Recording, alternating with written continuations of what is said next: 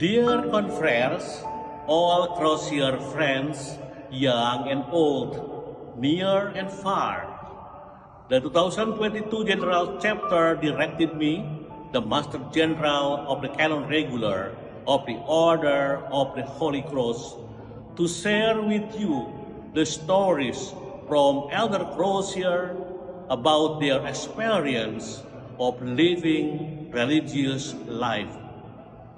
The living history they are. This living history may inspire all Crosiers, including Formandi, and everyone who enjoy it. It may foster the mystical dimension of our life and increase a deep sense of belonging and connectedness. This may as well become a reason for communication among us and open to the world as our way of evangelization, bringing a good news to the world.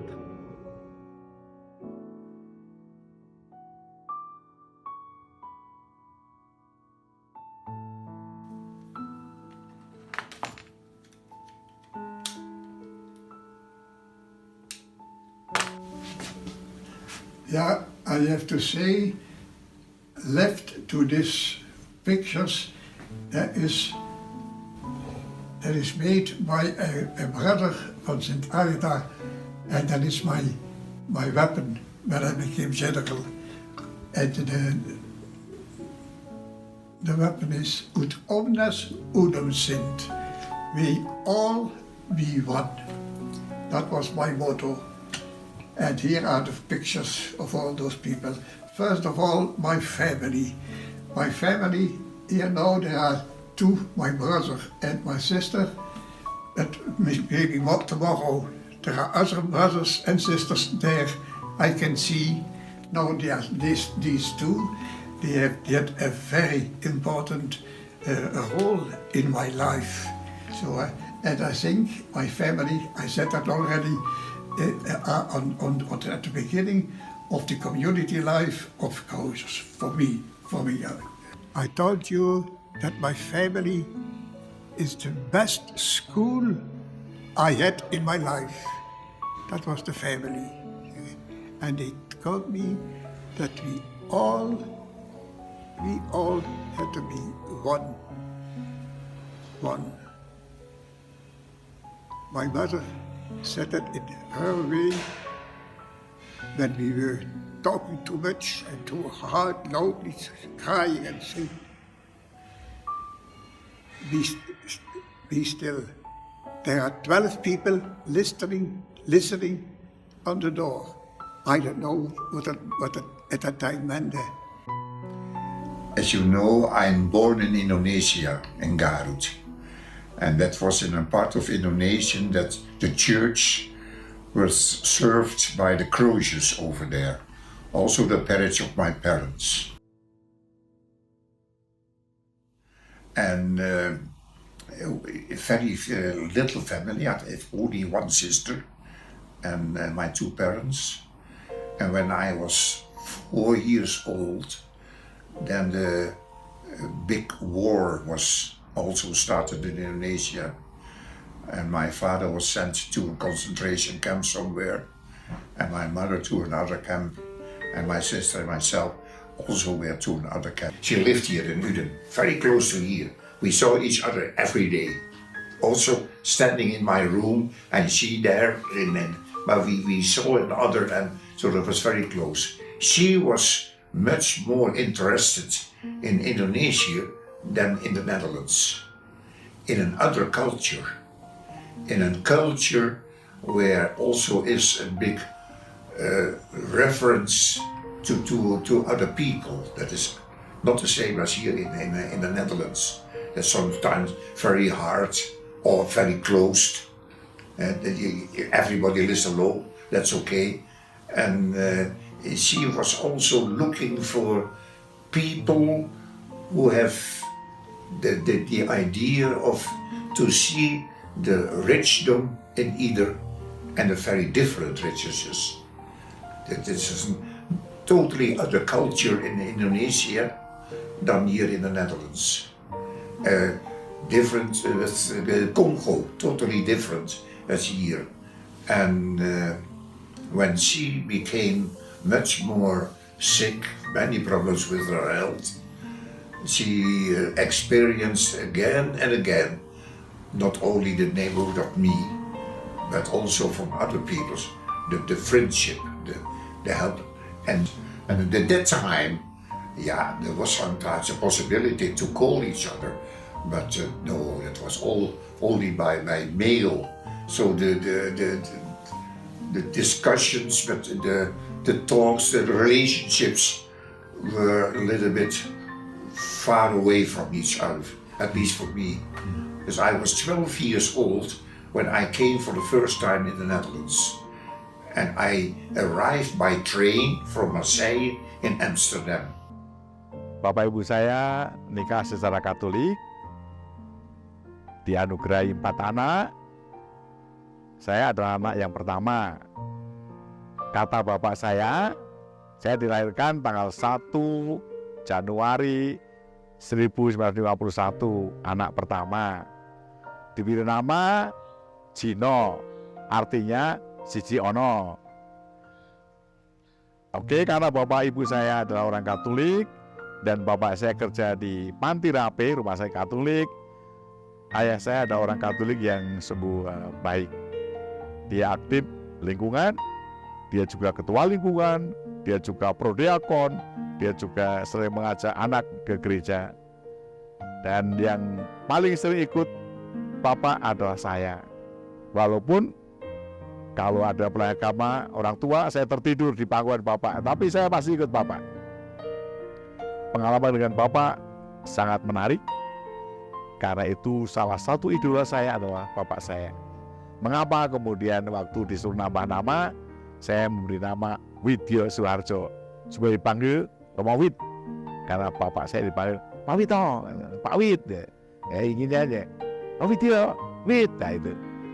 Di masa kecil saya selalu dibina dalam rangka memperdalam iman kekatolikan.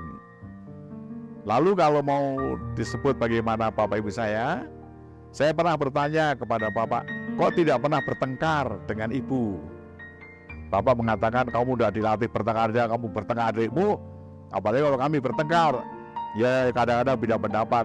Diselesaikan di mana? Di kamar tidur. Ini kalau saya itu menyelesaikan aja kamar. Tidak pernah Bapak Ibu saya bertengkar mulut di depan anak-anak.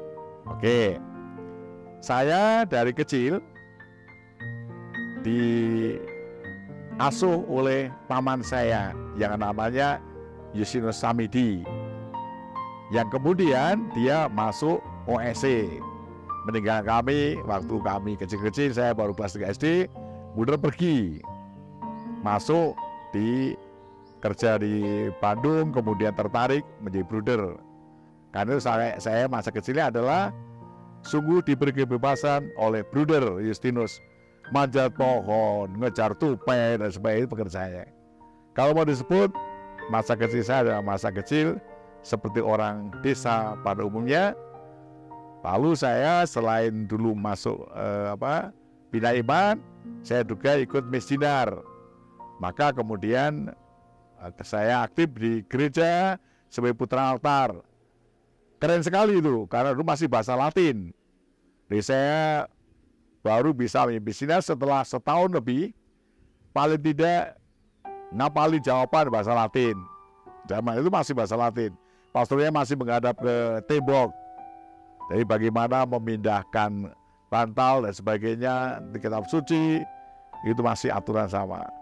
Saya sekolah di SD negeri, kemudian SMP Canisius, kemudian ke Semea, itu bekal saya nanti masuk seminari.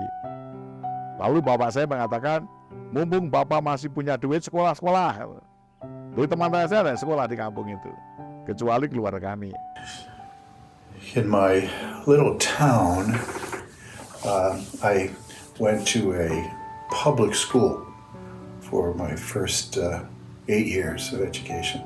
When he was 58, he died of a very rare form of cancer. so it was difficult for our family. After his death particularly, my mother struggled greatly. I have two brothers who are mentally challenged. One of them has died, but the other is still living. And my mother really worked very hard to give them a home and love. My mother was a very colorful person, very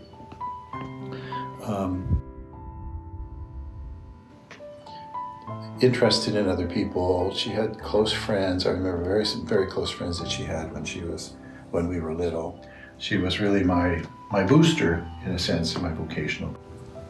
So my sense of family and community was strong. An Italian family is very close-knit. And it's interesting that in the Italian family, at least my family, and I think it's characteristic, we had strong feelings, and we spoke up to each other, and we were not afraid to express our feelings. And so I think I learned in my family that it's part of life to have ups and downs. It's part of life to have to work at reconciliation. So that's what I think the community spirit in me comes from that family background. I think the spirit of prayer too. I remember my mother had a statue of the Blessed Virgin, which she always kept in the house, and it was just on a ledge above the stove. And she was a very good cook. Now, by the way, that's another thing that I learned. Cooking for others and gathering people around a table was important and still is for me. La source de ma vocation religieuse remonte d'abord à ma famille, de deux par l'éducation chrétienne catholique que j'ai reçue, et de trois par le mouvement. Quand je parle de ma famille, je suis né dans une famille, papa, maman, ce sont des catholiques, et ils m'ont baptisé comme enfant, ils m'ont élevé. Et à l'âge qui convenait, il fallait que j'entre dans l'école, donc pour embrasser les études. J'ai fait l'école primaire, j'ai fait l'école secondaire, toujours chez les catholiques. Et le cours de religion, ça m'a aidé, ça m'a réveillé, et pas à pas, ça a renforcé ce que les parents m'enseignaient à la maison. À part cela, j'ai eu aussi l'opportunité d'entrer dans certains mouvements.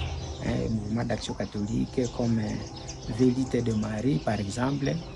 Maman elle-même était légionnaire, responsable des autres légionnaires, papa aussi.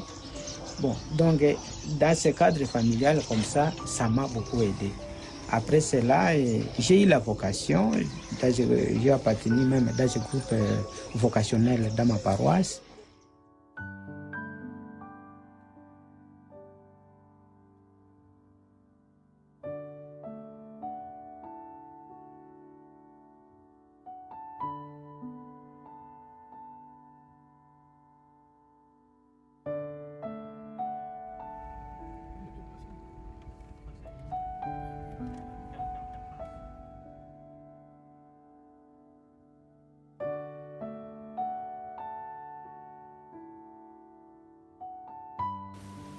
Because when I was at the college here in Marseille, I felt that I had to need to become one of the Crosiers. I did not know exactly what Crosier life was, but I saw them working for us and what they did for us, so it was marvelous. They were not paid at all by the state, not at all.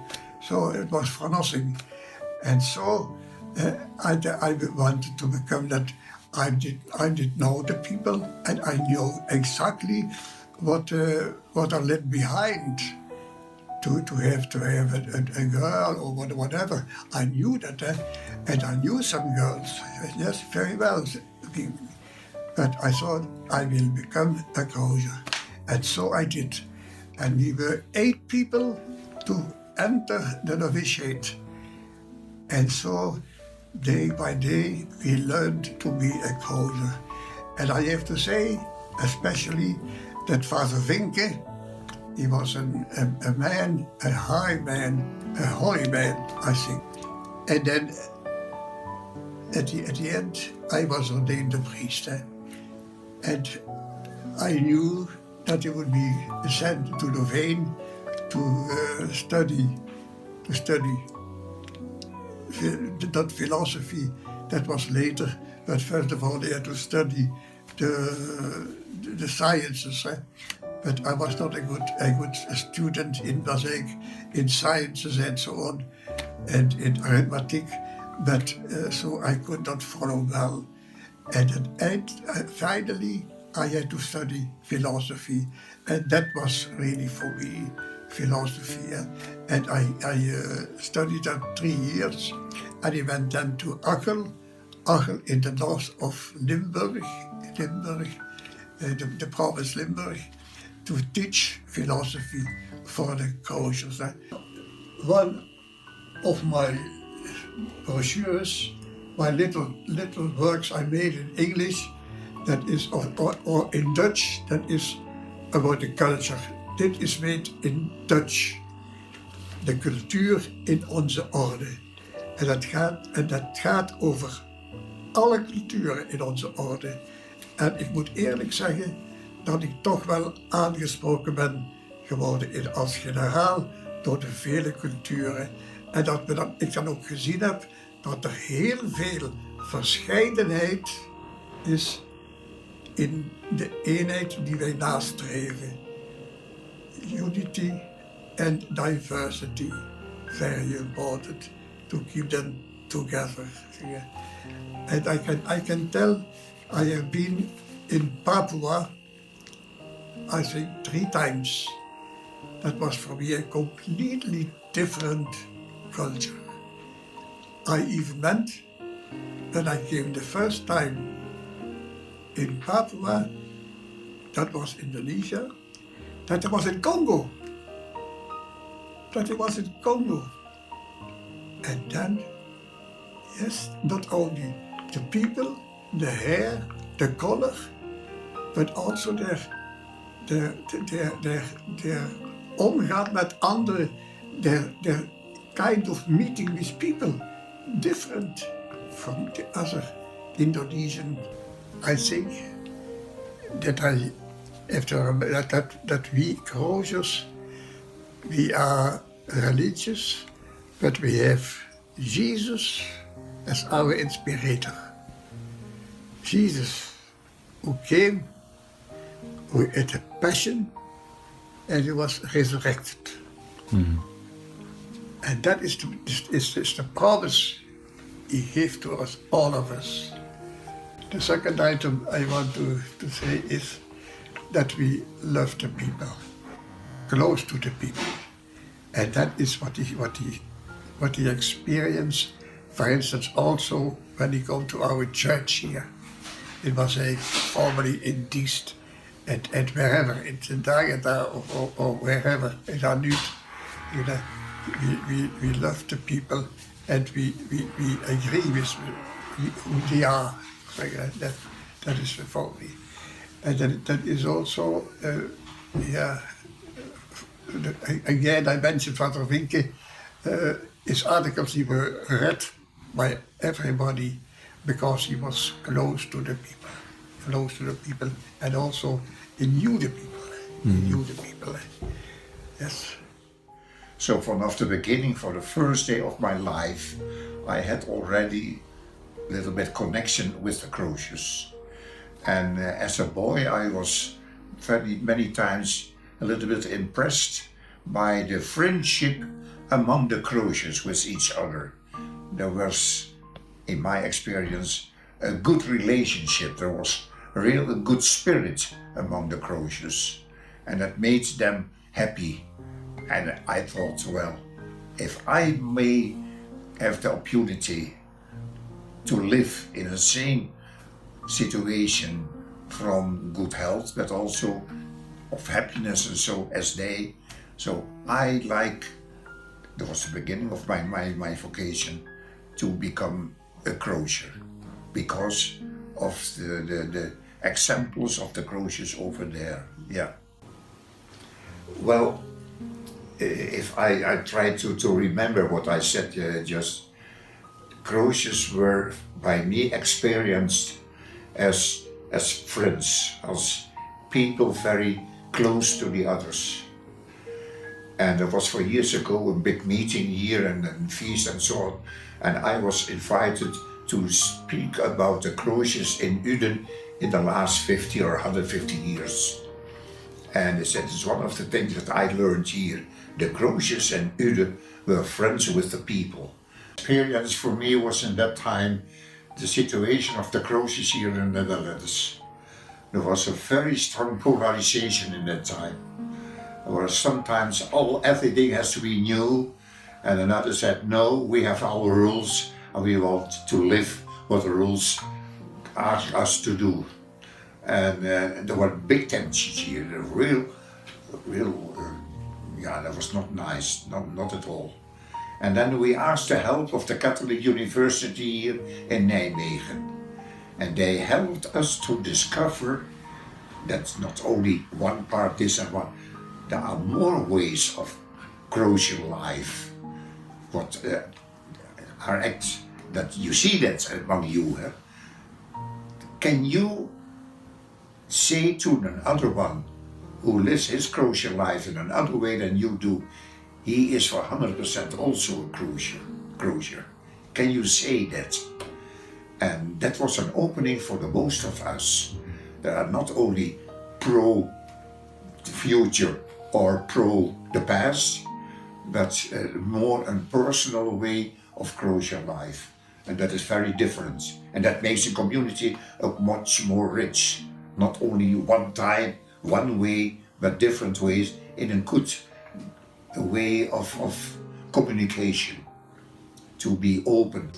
Now, at this moment, as I experience this world in the Netherlands, but also worldwide, I feel there is a great lack on persons who can listen. And we started here more and more activities about to participate in not only discussions, but in sharing of experience with each other.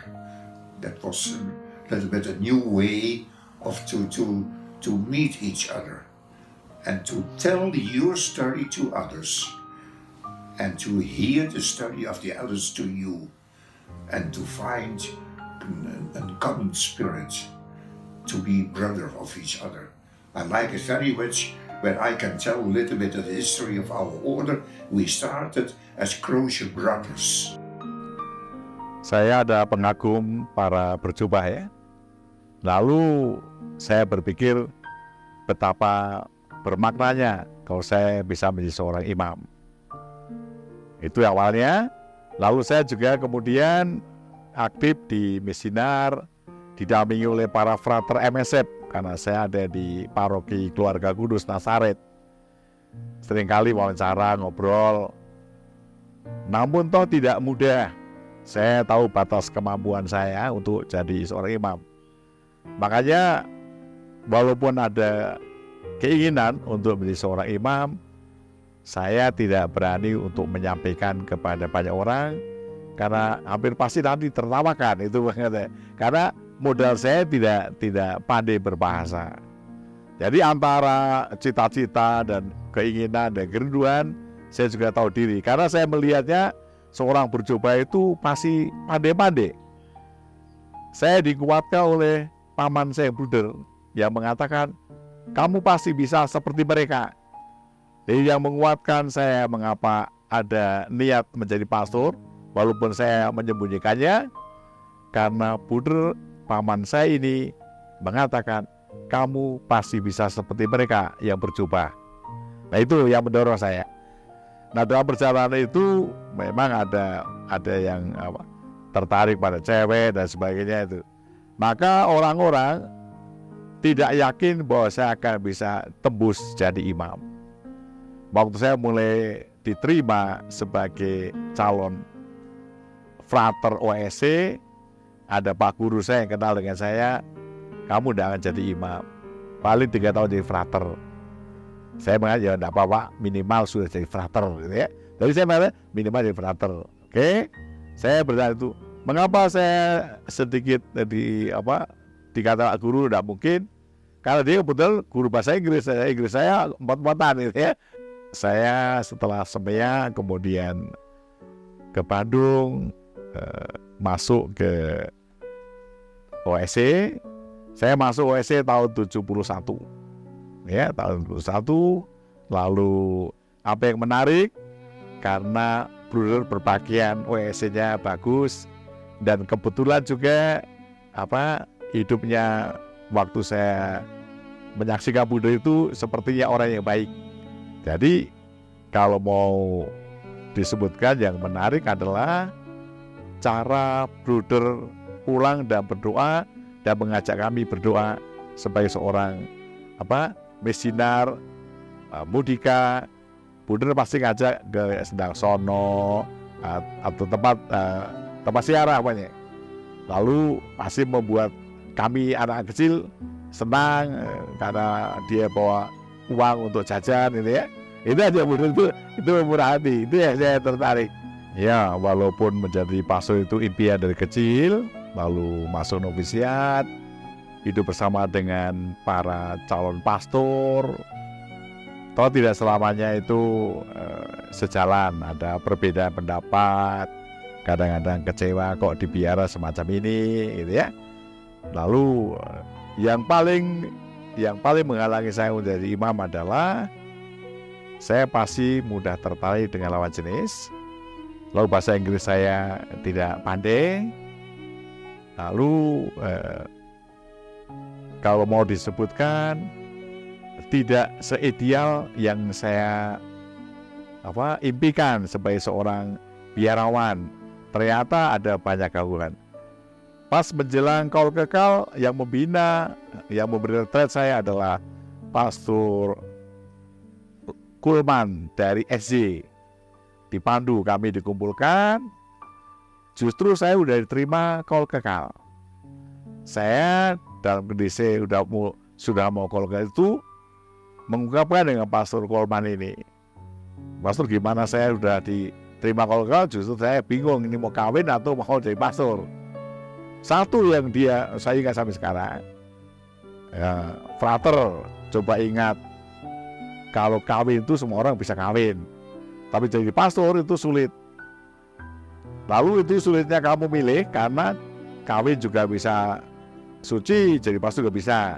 Tapi ingat ya, nanti kalau kamu nikah dan lihat pastornya, harusnya saya di sana bukan di sini. Coba itu ingat ya. Jadi kalau kamu keluar terus kawin ke gereja, pasti saya di umat, itu harusnya saya di sana bukan di sini. Nah, karena itu saya kemudian mantap, jadi pastor lah, saya bisa di altar. Itu pilihan saya. And so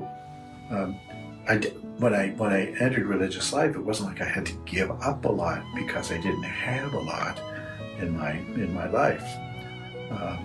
So my sense of poverty and living in poverty, of course, had to be spiritualized as a consecrated person. But I think I was prepared for a simple life by my family situation. I remember too, when I was very young, I went to daily mass. Even though I went to public school, I was up very early. I went to daily mass at one of the parishes where it was convenient. And interestingly enough, because already when I was very young, I was a singer. When the organist didn't show up, in those days the mass was in Latin, so you had all the Latin parts to sing, and I would do that for the priest. So I would be up in the choir loft singing the Latin chants. This was when I was very young. So there was a sense of prayer that grew in me, I think, because of the environment that I grew up in. I was also very close to a couple of diocesan priests, always the pastor of my parish, but one other priest who was chaplain at the hospital close by, and I used to serve Mass frequently for him.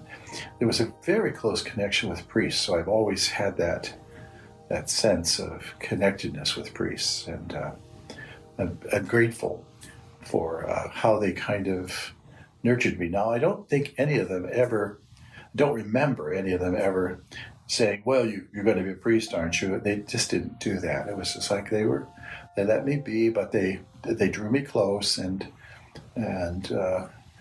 opened the door, I think, to greater reflection on priesthood and by who they were and how they were treating me. But I entered the minor seminary where the Crosiers taught in Indiana, but I entered as a diocesan student for the Diocese of Pittsburgh. That's all I knew. I mean, I think there were some religious in my bed, but they were very on the edge of my consciousness. So the priesthood was diocesan priesthood, and so I did what everybody did that wanted to go to be a priest. You talked to the bishop, and and he sent his boys to the Crosier Seminary in Indiana. There were a number of us. Some of us are classmates in the Crosiers today that went to that school together. But it was at the Our Lady of the Lake Seminary, run by the Crosiers, that after a couple of years I began to feel attracted to the community. Growing as a Crosier, I think there have been a number of things about Crosier spirituality that has captivated me. Of course, the theology of the cross. And of course, that also was a long development in me. What does it mean cross? What does it mean resurrection? What does it mean Paschal mystery? What does it have to do with everything else? Putting that all together. But I think there's a very strong sense in me for the spirituality of the cross. Later, I've often written about it, created what we call here the Crosier spiritual exercises. I have, interestingly enough, in the book I wrote in French in the Congo for the Confreres, was 365 meditations, one each day, for the Confreres on Crosier spirituality. So it was a very short meditation. But it was interesting that maybe there was a month meditation on poverty, one on chastity, a month on obedience, a month on community, a month on liturgy, a month on ministry. But there were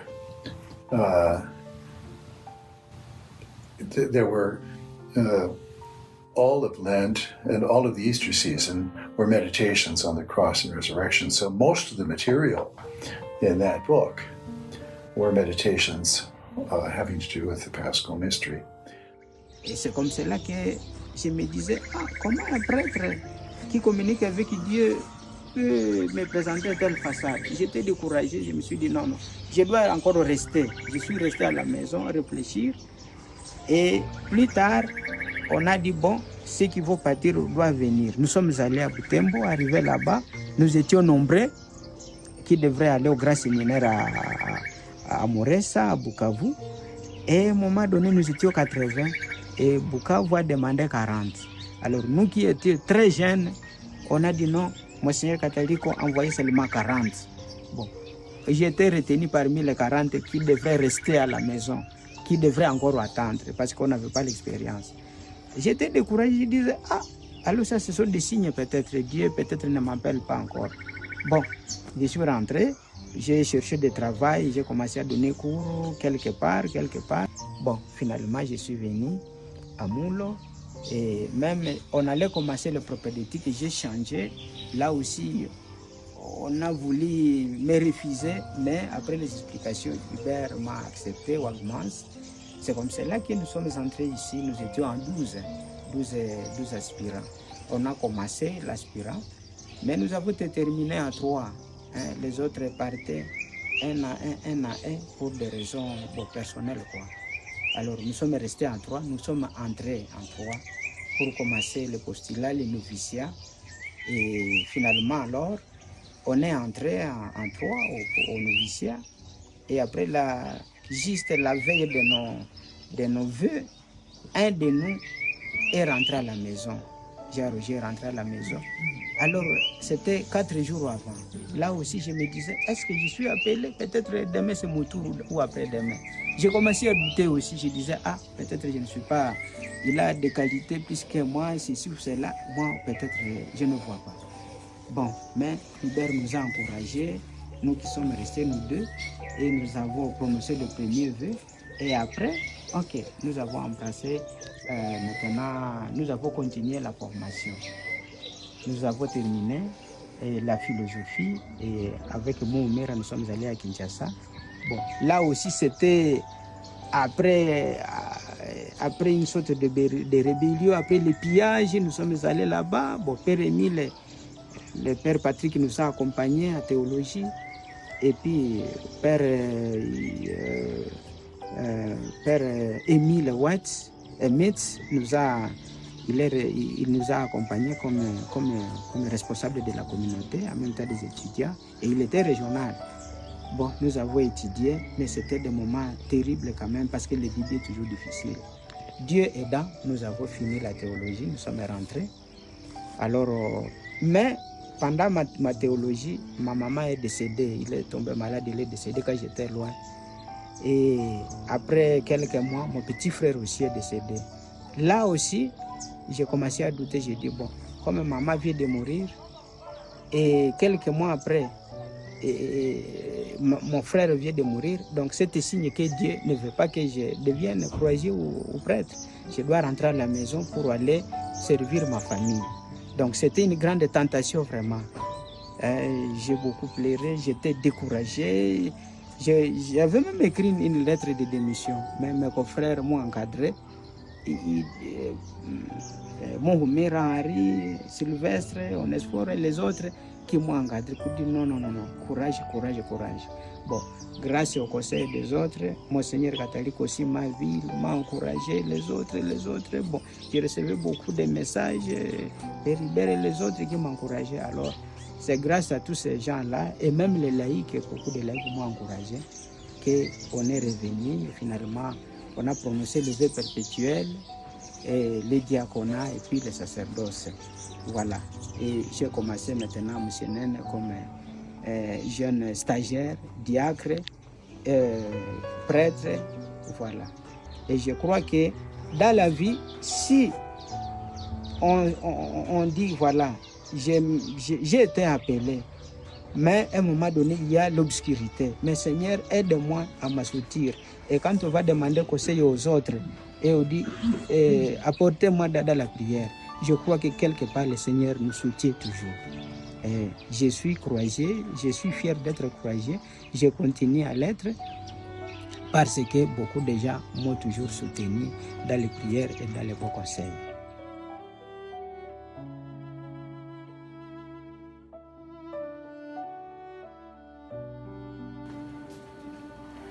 It is indeed mystical inspiration, the mysticism. It looks to me a little bit too high. And I think Jesus came not for himself, he came for the world. And to change the world and to change the people of the world. And therefore we pray also on the Father who is in heaven, as Jesus was in the world. And he came to deliver and to help the world. I think Rosa, that my mystical dimension is a world mystical dimension. World and why this world? World and how this world? World and after the world. So that goes together. And that is for me mystical. So the question, the world is so nice and so good and so helpful for us, that it helps us to see who will be the maker of all that nice, and then I can try to find a word or try to find an idea. And we say, and we remain to say, it is the same Father who made it and who created continually. So, and that is mysticism, I think. To believe that God made us. In my mind, that is not so difficult and not so deep. When we become older, we see that all is one, and also to be a man, to be a woman, to be a home, to be a creator. Well, that all that comes from God. Well, about the mystical dimensions, I'm a person who is still looking for God. So I don't find him every day and in every Bible and so on. But God, where are you? Where can I find you? And I find God most times in the contact with people who tell something about themselves. And then I feel that a person is much more than you can see from him and hear from him and do with him. Persons, if they express themselves, they have the depth in their life that is very difficult to give words for the depth of your life. But for me, I say not always the God, but the mystery. The mystery of God is in every person, is in the nature, is in a good movie, can be in books. But silence, that is the way, or say the house where you experience that depth, and that gives you at least a sign that is more than you can see with your eyes and hear with your ears and so on. There is a depth more than any word. It is a difficult to explain in person. I can tell something, but only what I hear and so on. But to explain, to tell that this is the center of this person, not so easy. There is almost nobody here who can explain very clearly who is Rein Arnold. I can also tell them something about that. Not only in the first place, I am interested in God, but the experience is, and God is interested in me. That is what the Bible says to me. God is interested in you. He likes you. But the moment that you give light to the candle and the silence in the church, that touched me. That was something. And then I say then, well, that has to do something with God, the experience of God. very beautiful, very, very good. Pengalaman rohani sebagai anggota OSC, pasti saya menghayati salib suci. Dalam arti salib yang tidak sekedar kekalahan, tapi salib yang membawa kepada kemuliaan. Salib yang membuat orang berbangga akan salib Tuhan, karena bukan Tuhan yang salah, bukan Yesus yang salah, melainkan demi umat manusia, maka dia mau disalib. Itu. Lalu pelajaran di novisiat, betapa indahnya hidup di orang OSC karena harus hidup bersama. Jadi komunitas harus menampilkan diri sebagai orang yang dijiwai oleh roh Tuhan, oleh roh pengabdian, oleh salib tanda kemenangan ini. Jadi saya menjadi semakin yakin setelah ikut novis, betapa kita tidak akan sendirian. Pasti ada teman dalam komunitas. Tidak hanya teman komunitas, teman seordo, karena saya mewakili ordo. Lalu juga pasti saya bekerja bukan untuk saya, tapi untuk Tuhan. Karena Tuhan pun mau disalib demi saya, demi umat manusia, maka saya harusnya menghidupi suasana itu dengan riang gembira, karena Tuhan juga berkorban untuk saya.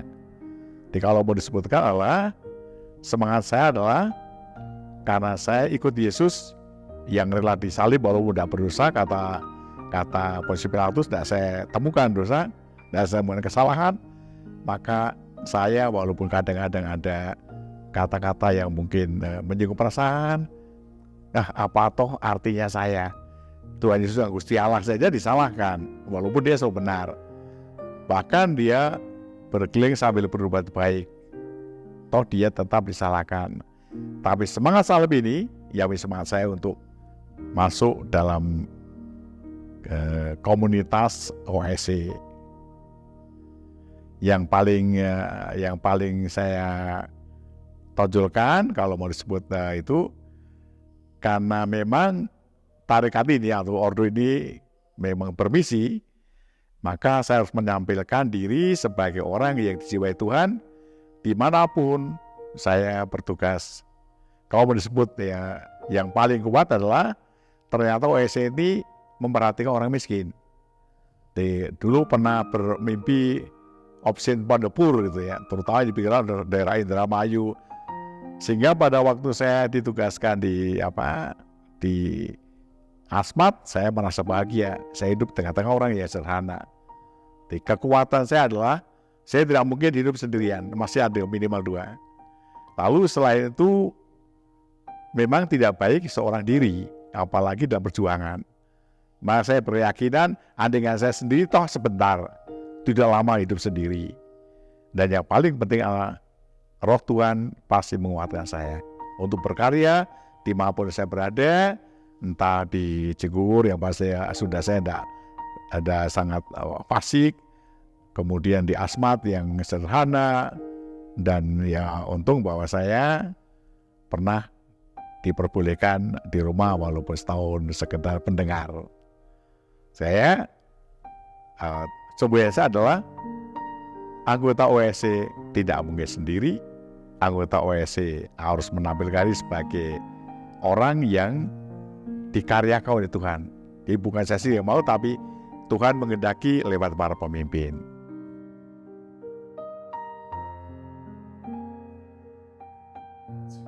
We concentrate a lot of energy on the horizontal dimension of our life, and we don't give much attention to the vertical dimension. That's what I initially meant by mysticism. But when I started studying mysticism, and I'm not a great scholar of it, but it became clear to me that when you're talking about classical mysticism, you are talking about the individual and God, and the dynamic of God speaking, revealing himself to the individual person in a way that goes beyond The rational goes beyond the sensible, what we can hear and touch and taste and all we can say. There's a kind of knowledge and awareness of God that goes beyond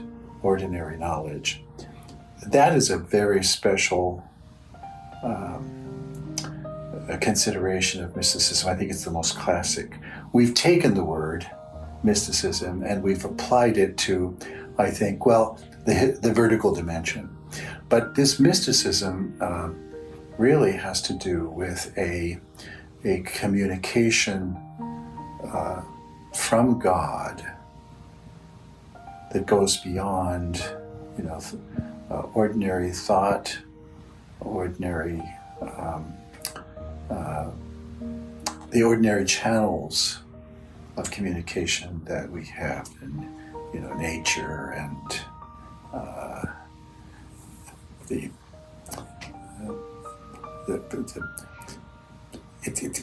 God is beyond, in his communication goes beyond all of that, so that there's a direct engagement with God that is caused by God, and that the person feels one with God, and that person doesn't have to go through other channels, doesn't have to use the earthly kinds of means of knowledge.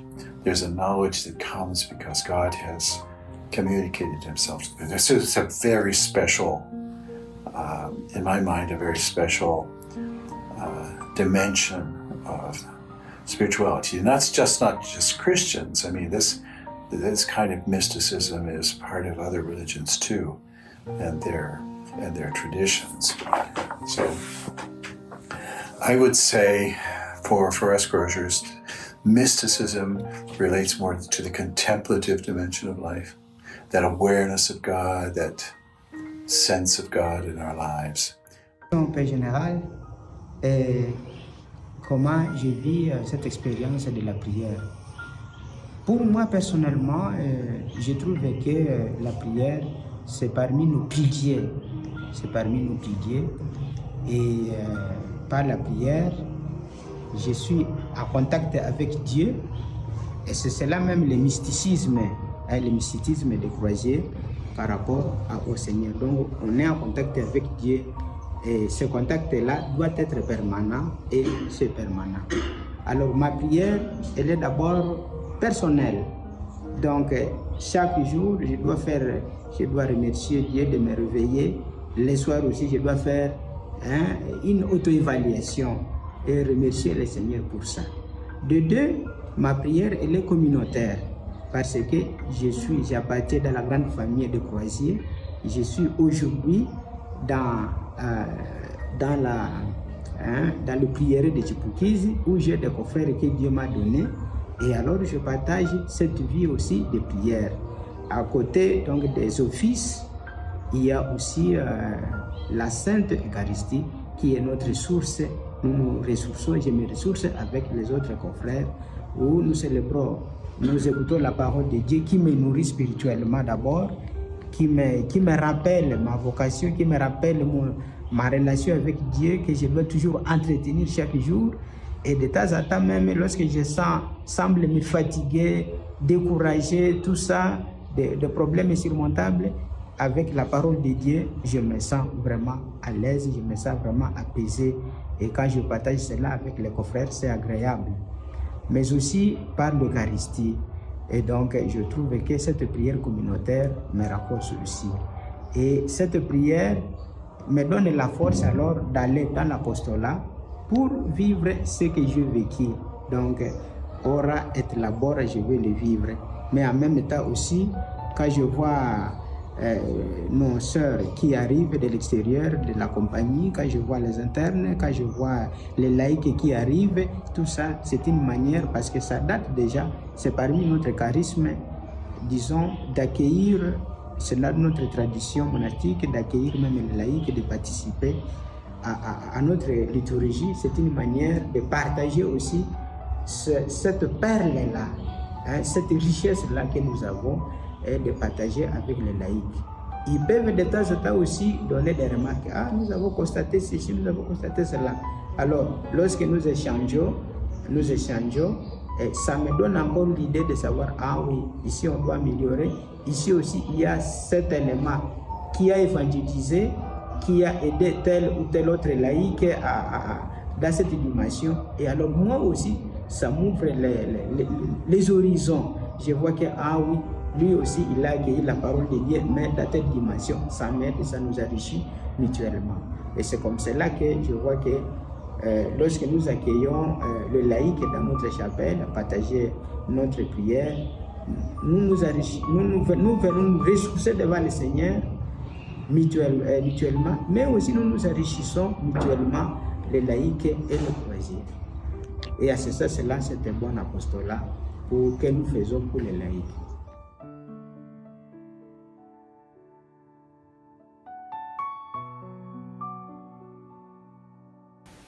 So, when I was asked to take a motto, I had immediately,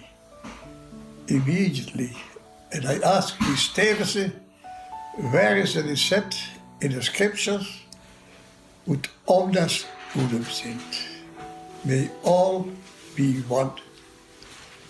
And that was at that time my motto, and it can be now my message, my last message again, ut omnes unum sint. Not only the Crosiers, but the Crosiers first of all.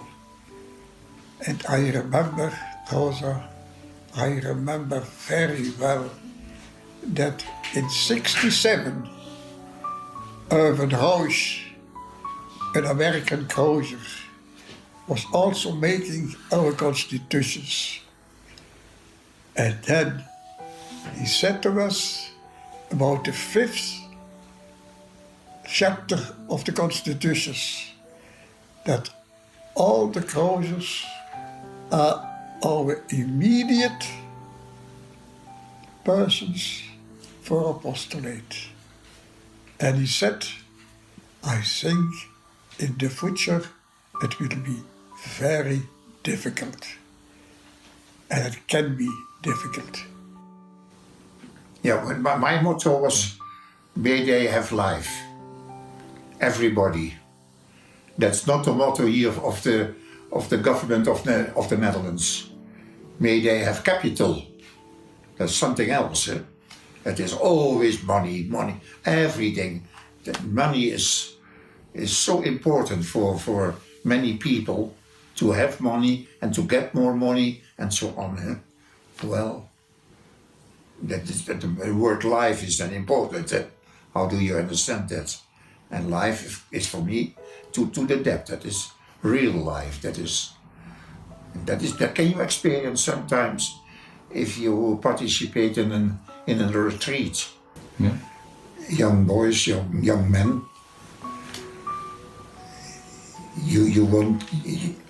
We have all the task to fill our lives here on this earth. But that word life, what does that mean?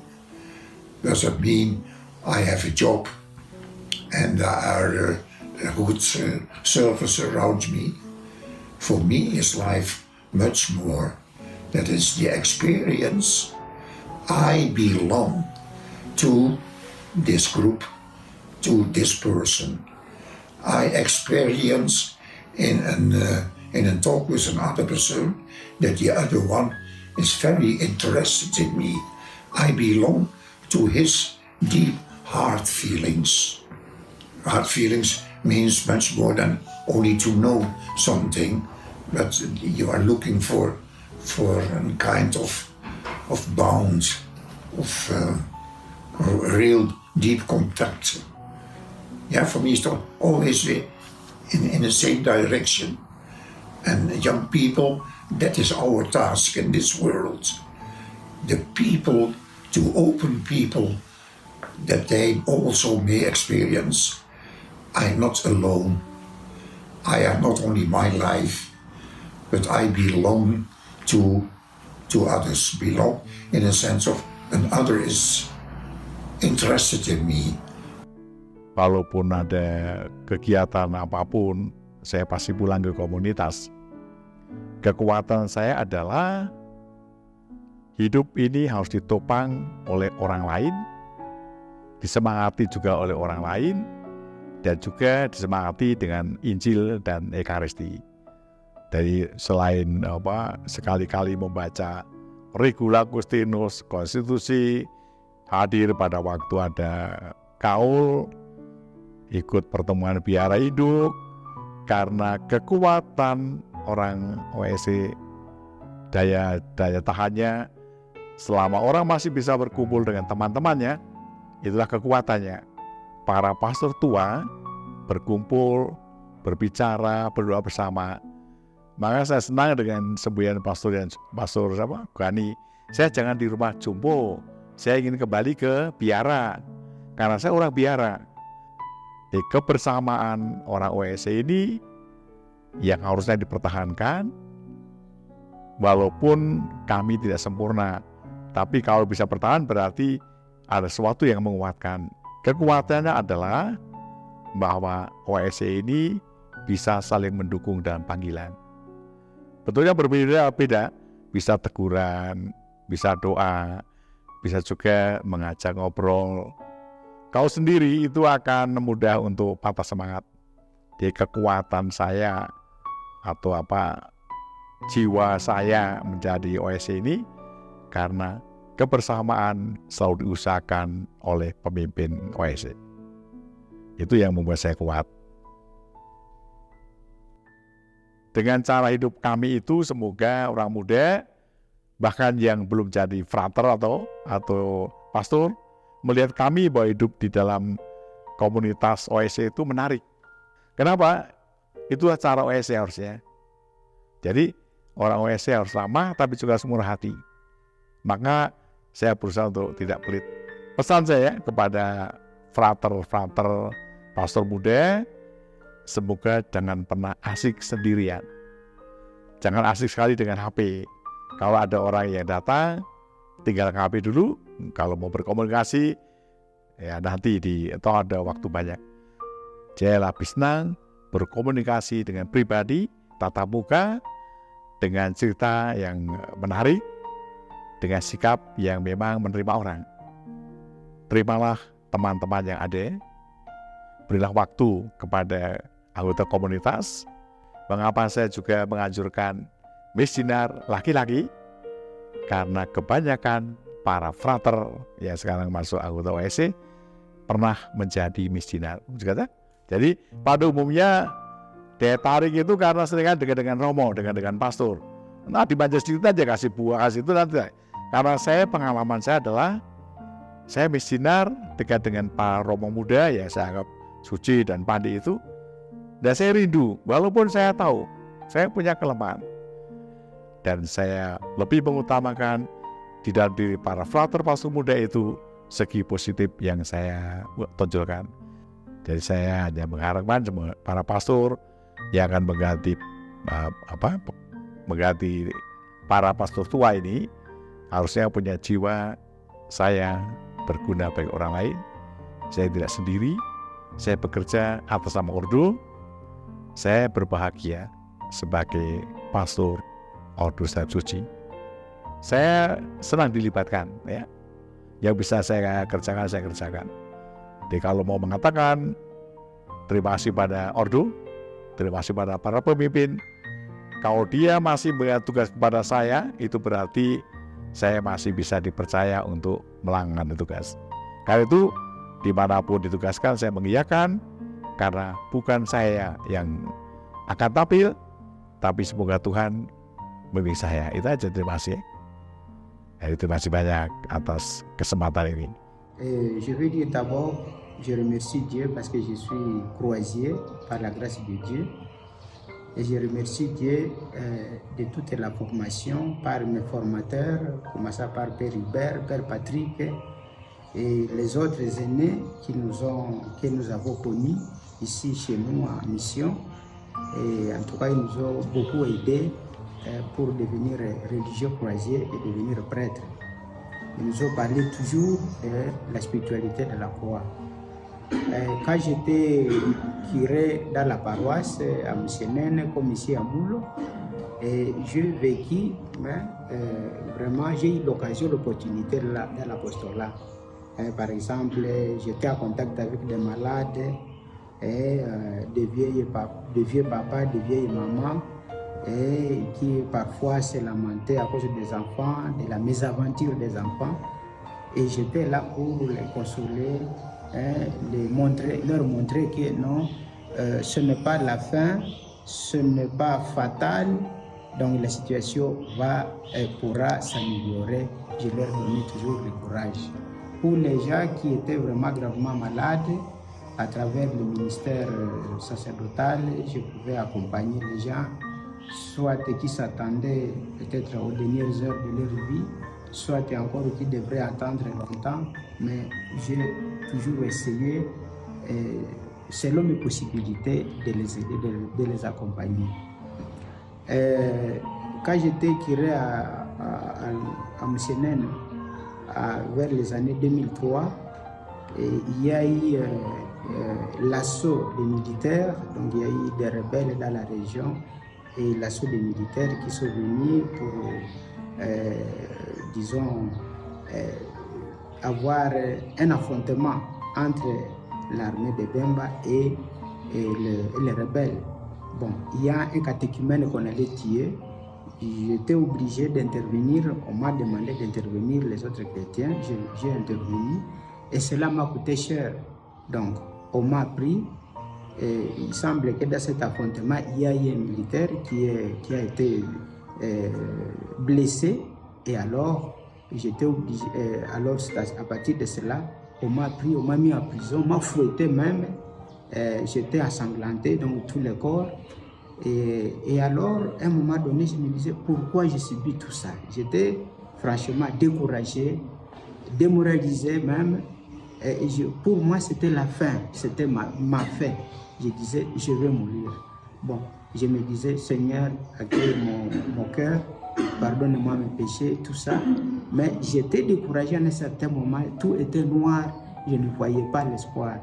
Mais en même temps, j'avais mon chapelet. Je disais, ce qui me reste, c'est de demander pardon, Seigneur, pour tous mes péchés. J'ai prié. Après 5 jours, Salut Marie, à un moment donné, j'étais perdu. Je ne savais plus que continuer. Seulement, j'ai dit, Seigneur, pardonne-moi. Et voilà, Dieu aidant et les autres chrétiens aidant dans la prière, le Seigneur a exaucé et j'ai été sauvé de justesse. Le lendemain, il y a eu quand même quelques victimes qui sont mortes dans l'affrontement, mais Dieu m'a sauvé, l'évêque a intervenu, tout ça, pour qu'on me libère. Là, j'ai vécu vraiment cette expérience de mystère de la croix, où j'ai affronté vraiment le découragement, la fatalité, tout ça, mais Dieu m'a sauvé. J'ai connu donc une sorte de mort et une résurrection. Aujourd'hui, en tant que psychologue et clinicien, à la polyclinique Sainte-Croix Moulo, qu'on appelle communément centre d'écoute, je suis là en temps plein et il y a toutes sortes de maladies. La plupart ce sont des malades traumatisés, traumatisés de guerre par exemple. D'autres sont des réfugiés, ils ont tout perdu, leurs champs, leurs bêtes, le quoi. Il y a d'autres qui ont perdu même leurs femmes, leurs enfants, tout, ils ont perdu. Et alors, quand je suis à ce côté-là, ils ont perdu même leur intelligence, leur cognition, toutes les facultés sont foutues. Et alors, nous sommes là. Je suis l'un des psychologues qui les accompagne. Et d'une part, je compatis avec eux, je montre que c'est vrai, il y a de quoi vraiment être stressé, être traumatisé, mais que ce n'est pas la fin. Tant qu'on est encore en vie, la situation pourra changer et je leur donne confiance, je leur dis que voilà, le Seigneur Jésus-Christ, il est vivant. Même il a affronté la difficulté, il a affronté la passion, l'ignominie jusqu'à la mort. Et c'était la fin. humainement parlant, mais Dieu l'a exalté, Dieu l'a ressuscité. Et alors, comme il est ressuscité, nous aussi par nos passions, nos souffrances, nos douleurs, nous participons, tant soit peu, nous participons à la mort et à la résurrection de Jésus-Christ. Je leur montre même les voies et moyens, les pistes de solutions pour s'en sortir en utilisant certaines thérapies, psychothérapie cognitivo-comportementale, la psychothérapie spirituelle, la psychothérapie d'éducation, la psychothérapie de soutien et tas d'autres, pour leur donner confiance que vous êtes encore parmi les hommes et tant que vous êtes encore là, nous sommes là pour vous accompagner, pour vous aider et la situation va changer. Voilà en quelque sorte comment j'essaie de vivre concrètement dans mon apostolat, mais dans mon travail comme psychologue au centre d'écoute, ce charisme, cette spiritualité de la Sainte Croix. Donc, montrer aux gens que cette douleur-là, ce traumatisme-là n'est pas une fatalité, n'est pas la fin de la vie. Au-delà de cela, il y a toujours une vie qui se dessine à l'horizon, une nouvelle vie qui est là en profil.